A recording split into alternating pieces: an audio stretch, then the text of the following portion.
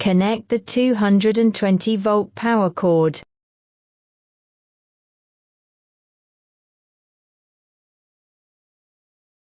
One end of the network cable connects to the TMA equipment. The other end is connected to the computer.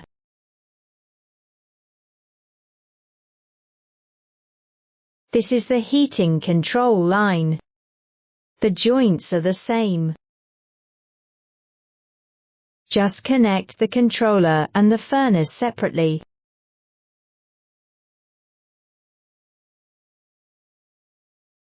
Tighten the outer thread sleeve.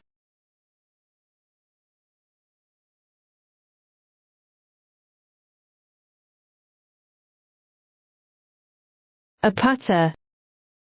Let's put the putter in the round hole first. Push in softly. This is the holder for the sample.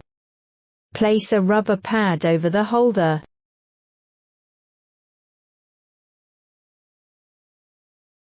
Another rubber pad covers the bottom. Put the lock ring in.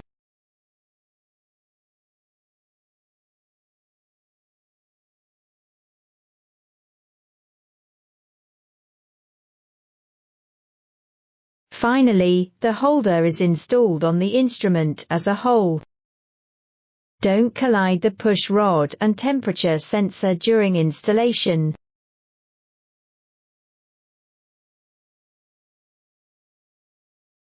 Then use screws to secure the locking ring. Then tighten it slightly with a screwdriver. Don't tighten it too much.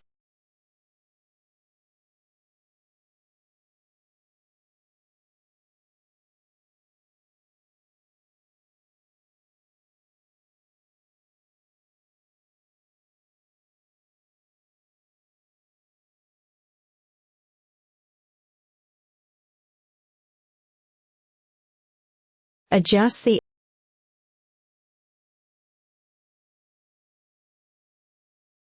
Use vernier calipers to measure the length of the sample. Record this length data. Let's start with the samples. Buckle the front handle and turn it down. This will open the window. We opened it and looked inside.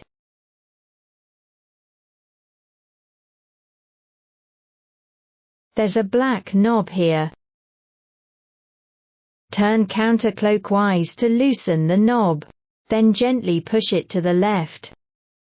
Moved farther than the length of the sample. Pull this putter to the left. Let the holder have room for the sample. Now put the sample we prepared on the holder.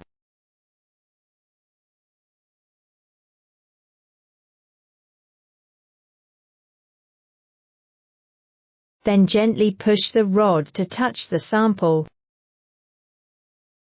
Keep pushing when the rod touches the sample. Press the bottom of the right holder firmly. After press down, then push the sensor to the right gently. After the sensor touches the putter. Now put some pressure on the putter. This pressure is shown as a length. The recommended length of the touch screen display is between 1000 and 2000 microns. Then tighten this knob clockwise.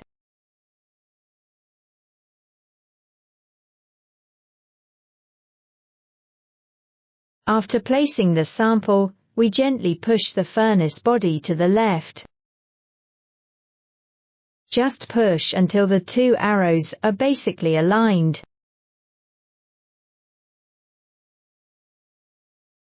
Before the experiment starts, click 0. Makes the displacement data 0.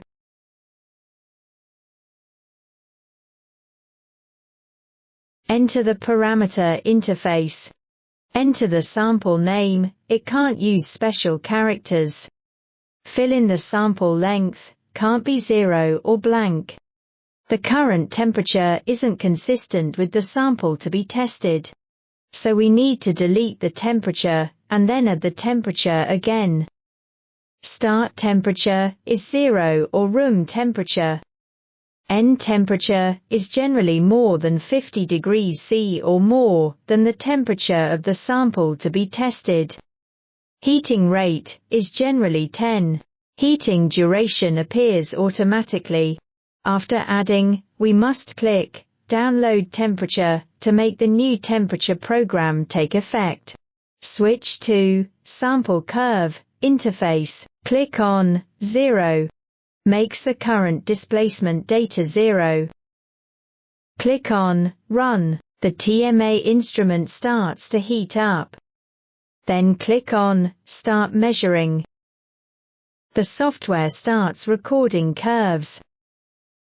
The video of the experiment is being sped up to reduce viewing time.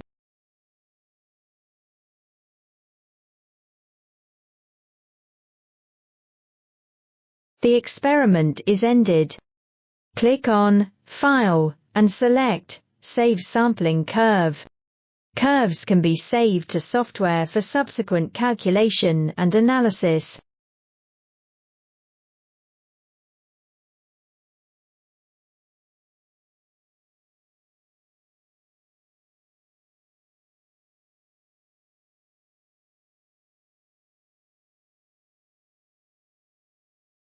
After saving, click on File and select Manage Curves and Data.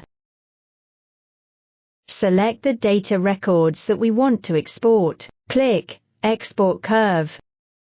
Find the save path and enter the file name.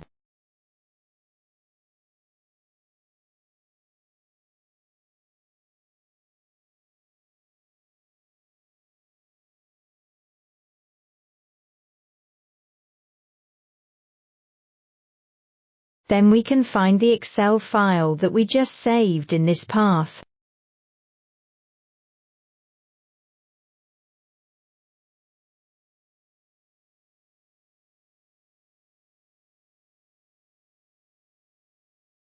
In this file, we can see the linear expansion coefficient data corresponding to each temperature.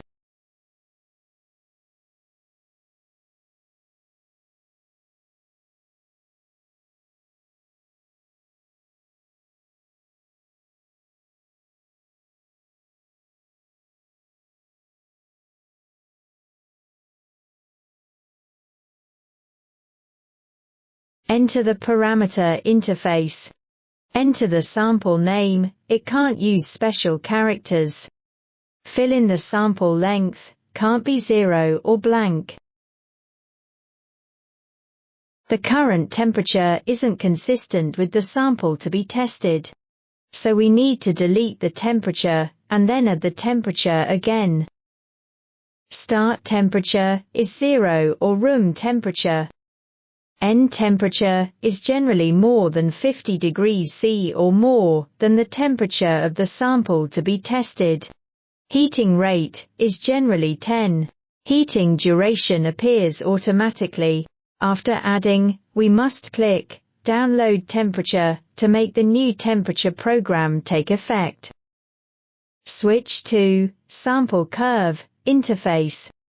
Click on 0. Makes the current displacement data 0. Click on Run. The TMA instrument starts to heat up. Then click on Start Measuring. The software starts recording curves. The video of the experiment is being sped up to reduce viewing time.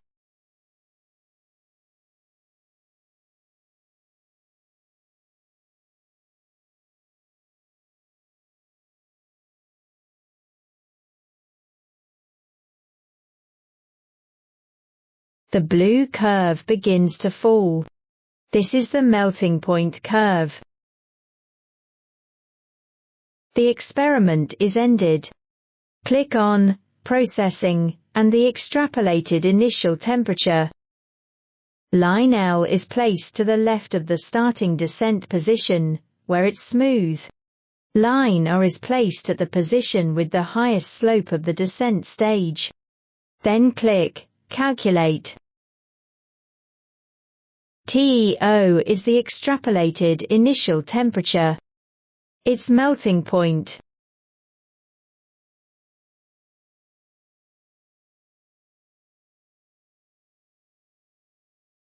The parameter protection area is displayed on the parameter page. By default, all parameters are selected, indicating that they can be modified. For example, modify the temperature program.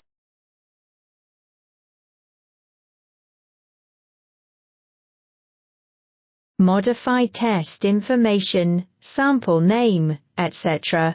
If we need to prohibit changes to an area, enter the password 888888 and then press Enter. The Apply button turns black.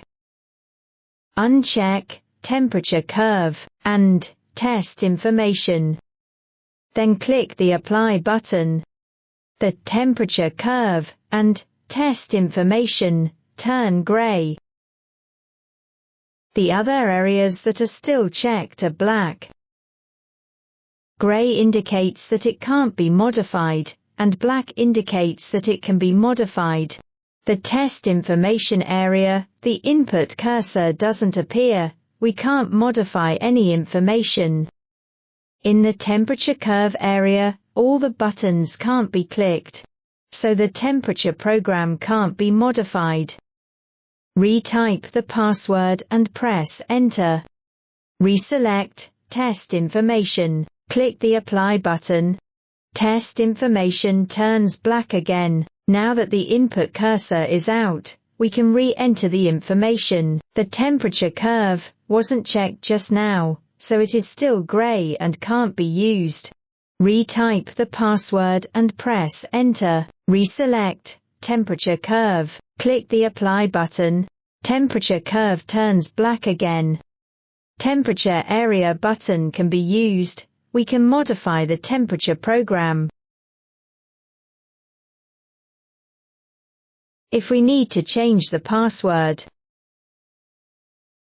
enter the current password and press Enter. Then enter the new password. Click Apply and the new password will take effect. If we use the old password again, it says, Password error. Re-enter the new password. Press Enter. The password is correct. Remember the new password. If you forget the password, you can't retrieve it.